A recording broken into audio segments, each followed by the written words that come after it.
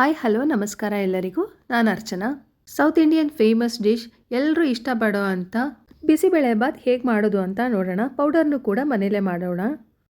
ಮೊದಲು ಬಿಸಿಬೇಳೆಬಾತ್ ಪೌಡರ್ನ ರೆಡಿ ಮಾಡ್ಕೊಳ್ಳೋಣ. ಅದಕ್ಕೆ ಒಂದು ಪ್ಯಾನ್ನ ಬಿಸಿಗಿಟ್ಟು ಅದಕ್ಕೆ 1 ಟೇಬಲ್ ಸ್ಪೂನಷ್ಟು ಎಣ್ಣೆ ಹಾಕ್ಕೊಂಡಿದ್ದೀನಿ. ನಂತರ 1/4 ಸ್ಪೂನ್ ಮೆಂತ್ಯ, 2 ಟೇಬಲ್ ಸ್ಪೂನ್ ಉದ್ದಿನಬೇಳೆ, 2 ಟೇಬಲ್ ಸ್ಪೂನ್ ಕಡಲೆಬೇಳೆ ಹಾಕ್ಕೊಂಡು 1 ನಿಮಿಷ ಉರಿಬೇಕು.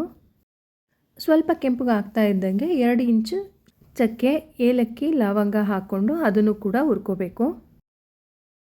ಮೀಡಿಯಂ ಫ್ಲೇಮಲ್ಲಿ ಇಟ್ಕೊಂಡು ಹದವಾಗಿ ಉರಿಬೇಕು. ಅದು ಹುರಿದ ನಂತರ ಕಾಳುಮೆಣಸು ಅರ್ಧ ಸ್ಪೂನ್, 1 ಸ್ಪೂನಷ್ಟು ಜೀರಿಗೆನ ಹಾಕ್ಕೊಂಡು ಅದನ್ನು ಕೂಡ ಚೆನ್ನಾಗಿ ಉರಿಬೇಕು. ಎಲ್ಲನೂ ಒಂದೇ ಸರಿ ಹಾಕಿ ಹುರಿದ್ರೆ ಚೆನ್ನಾಗಿರಲ್ಲ. ಕಾಳುಗಳು ಉರಿಯೋದಕ್ಕೆ ಲೇಟ್ ಆಗುತ್ತೆ, ಕೆಲವೊಂದೆಲ್ಲ ಬೇಗ ಹುರಿದ್ಬಿಡುತ್ತೆ. ಹಾಗಾಗಿ ಒಂದೊಂದೇ ಹಾಕ್ಕೊಂಡು ನಿಧಾನವಾಗಿ ಉರಿಬೇಕು. ಇವಾಗ 10ರಿಂದ 12 ಬ್ಯಾಡಗಿ ಮೆಣಸಿಕಾಯಿನ ಸೇರಿಸ್ಕೊಂಡು ಉರಿತಾ ಇದ್ದೀನಿ. ಖಾರ ಜಾಸ್ತಿ ಬೇಕಂದವರು ಇನ್ನು ಸ್ವಲ್ಪ ಜಾಸ್ತಿ ಹಾಕ್ಕೋಬೋದು, ಅಥವಾ 1-2 ಗುಂಟೂರು ಮೆಣಸಿಕಾಯಿ ಕೂಡ ಹಾಕ್ಕೋಬೋದು. ಮೆಣಸಿಕಾಯಿ ಗರಿ ಗರಿ ಆಗೋವರೆಗೂ ಹುರಿಬೇಕು. ನಂತರ ಅದಕ್ಕೆ 4 ಟೇಬಲ್ ಸ್ಪೂನಷ್ಟು ಧನಿಯಾ ಕಾಳುಗಳನ್ನ ಸೇರಿಸಿ ಹುರಿಬೇಕು. ಈ ಥರ ಮನೆಯಲ್ಲಿ ಮಸಾಲ ಹುರಿತಾ ಇದ್ದಂಗೆ ಮನೆ ತುಂಬ ಘಮ ಇರುತ್ತೆ. ಆ ಸ್ಮೆಲ್ಗೆ ಬಿಸಿಬೇಳೆಬಾತ್ ತಿನ್ನಬೇಕಂತ ಆಸೆ ಆಗಿಬಿಡತ್ತೆ, ಹಾಗಿರುತ್ತೆ. ಇವಾಗ ಒಂದು ಸ್ವಲ್ಪ ಕರಿಬೇವನ್ನ ಸೇರಿಸ್ಕೊಂಡು ಹುರ್ಕೊಳ್ಳೋಣ. ಈ ಥರ ಇನ್ಸ್ಟಂಟಾಗಿ ಪುಡಿ ಮಾಡಿಕೊಂಡು ಬಿಸಿಬೇಳೆಬಾತ್ ಮಾಡಿದ್ರೆ ತುಂಬ ಟೇಸ್ಟ್ ಆಗಿರುತ್ತೆ. ರೆಡಿ ಪೌಡರ್ಗಿಂತ ಈ ಥರ ಫ್ರೆಶ್ ಆಗಿ ಮಾಡಿಕೊಂಡ್ರೆ ಘಮ ಚೆನ್ನಾಗಿರುತ್ತೆ, ಟೇಸ್ಟು ಕೂಡ ತುಂಬ ಚೆನ್ನಾಗಿರುತ್ತೆ. ಟ್ರೈ ಮಾಡಿ ನೋಡಿ. ಇವಾಗ 1 ಟೇಬಲ್ ಸ್ಪೂನಷ್ಟು ಗಸಗಸೆನ ಸೇರಿಸಿ ಹುರಿತಾ ಇದ್ದೀನಿ. ಲಾಸ್ಟಲ್ಲಿ ಸ್ವಲ್ಪ ಉಪ್ಪು, ಅರಿಶಿನ, ಇಂಗನ್ನ ಸೇರಿಸಿ ಮಿಕ್ಸ್ ಮಾಡ್ಕೊಳ್ತಾ ಇದ್ದೀನಿ. ಇಂಗು ಮತ್ತು ಉಪ್ಪನ್ನ ಸೇರಿಸಿ ಪೌಡರ್ ಮಾಡ್ಕೊಳ್ಳೋದ್ರಿಂದ ಪೌಡರ್ ಬೇಗ ಹಾಳಾಗಲ್ಲ. ಯಾವುದೇ ಪುಡಿಗಳಿಗಾದ್ರೂ ಈ ಥರ ಇಂಗು ಮತ್ತು ಉಪ್ಪನ್ನ ಸೇರಿಸಿ ಮಾಡ್ಕೊಳ್ಳೋದ್ರಿಂದ ತುಂಬ ದಿನ ಇಡ್ಬೋದು, ಬೇಗ ಹಾಳಾಗಲ್ಲ.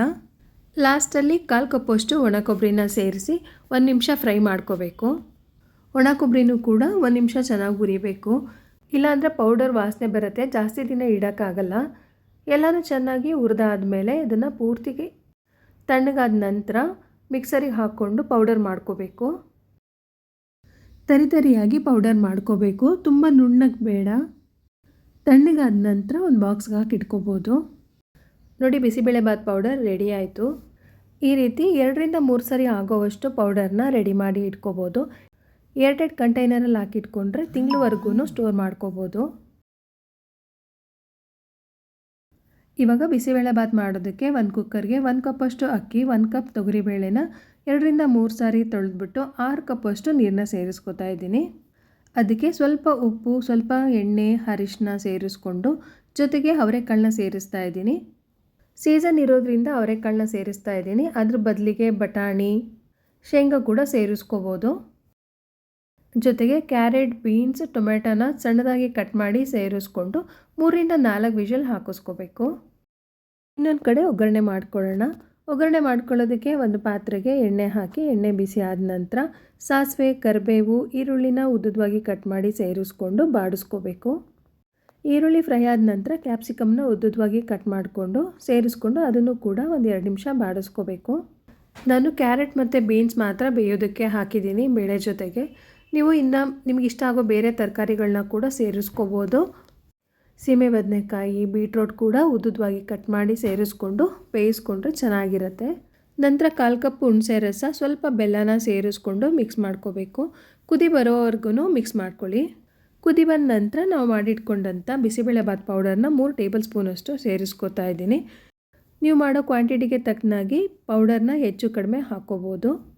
ಪೌಡರ್ನ ಚೆನ್ನಾಗಿ ಮಿಕ್ಸ್ ಮಾಡ್ಕೊಂಡ ನಂತರ ಒಣ ಕೊಬ್ಬರಿನ ತುರಿದು ಸೇರಿಸ್ಕೊಂಡು ಮಿಕ್ಸ್ ಮಾಡ್ಕೋತಾ ಇದ್ದೀನಿ. ಇವಾಗ ಬೇಯಿಸಿಟ್ಕೊಂಡಂಥ ಬೇಳೆ, ಅಕ್ಕಿ ಮತ್ತು ತರಕಾರಿಗಳನ್ನ ಸೇರಿಸ್ಕೊಂಡು ಅದನ್ನು ಕೂಡ ಚೆನ್ನಾಗಿ ಮಿಕ್ಸ್ ಮಾಡ್ಕೋಬೇಕು. ಗಟ್ಟಿಯಾಗಿದೆ ಅನ್ನಿಸ್ತು, ಹಾಗಾಗಿ ಬಿಸಿನೀರನ್ನ ಸೇರಿಸ್ಕೊಂಡು ಮಿಕ್ಸ್ ಮಾಡ್ಕೋತಾ ಇದ್ದೀನಿ. ನೀವು ಕೂಡ ಕನ್ಸಿಸ್ಟೆನ್ಸಿ ನೋಡಿಕೊಂಡು ಗಟ್ಟಿಯಾಗಿದೆ ಅನಿಸಿದ್ರೆ ಸ್ವಲ್ಪ ಬಿಸಿ ನೀರನ್ನ ಸೇರಿಸ್ಕೊಂಡು ಮಿಕ್ಸ್ ಮಾಡ್ಕೋಬೋದು.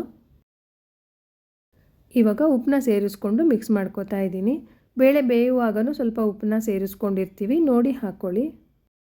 ನಿಮ್ಮ ಮನೆಯಲ್ಲಿ ನೀವು ಹೇಗೆ ಮಾಡ್ತೀರಾ ಬಿಸಿಬೇಳೆಬಾತ್ ಅಂತ ಕಮೆಂಟ್ ಮಾಡಿ. ರೆಡಿ ಪೌಡರ್ ತೊಗೋತೀರೋ ಅಥವಾ ಮನೆಯಲ್ಲೇ ಮಾಡ್ತಿರೋ ಅಂತ ಹೇಳಿ. ಲಾಸ್ಟಲ್ಲಿ 1 ಟೇಬಲ್ ಸ್ಪೂನ್ ತುಪ್ಪನ ಹಾಕಿ ಮಿಕ್ಸ್ ಮಾಡ್ತಾ ಇದ್ದೀನಿ. ಜಾಸ್ತಿ ಬೇಕಂದ್ರೂ ಹಾಕ್ಕೋಬೋದು, ಜಾಸ್ತಿ ಹಾಕಿದಷ್ಟು ಟೇಸ್ಟ್ ತುಂಬ ಚೆನ್ನಾಗಿರುತ್ತೆ. ಚೆನ್ನಾಗಿ ಮಿಕ್ಸ್ ಮಾಡಿಕೊಂಡ್ರೆ ಬಿಸಿ ಬಿಸಿ ಬಿಸಿಬೇಳೆಬಾತ್ ರೆಡಿ ಆಗುತ್ತೆ. ರೆಸಿಪಿ ಇಷ್ಟ ಆದರೆ ಲೈಕ್, ಶೇರ್, ಕಮೆಂಟ್ ಮಾಡಿ. ಹೀಗೆ ಸಪೋರ್ಟ್ ಮಾಡ್ತಾ ಇರಿ. Thank you for watching.